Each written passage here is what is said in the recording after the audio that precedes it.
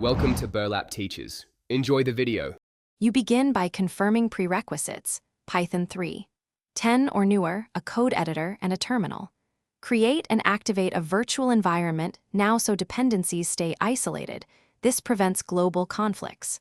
Once done, upgrade pip and install essential packages with a single requirements file to save time.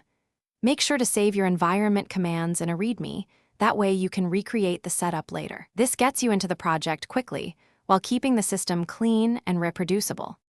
You now implement the core, design a clear package layout, and write small, testable modules so each part does one job.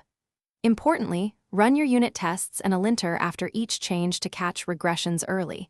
Continuous checks save debugging time.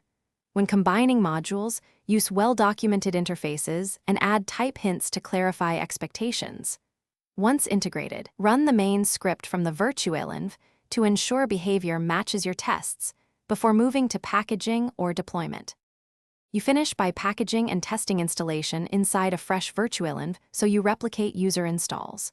Run the packaged app, exercise key flows, and verify dependency versions. For deployment, pin critical versions and create a minimal Docker file if needed.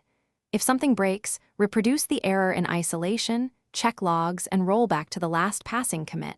That narrows the fault.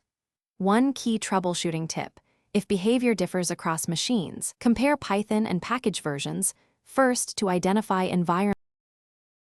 Thanks for watching. Consider subscribing if this video helped you.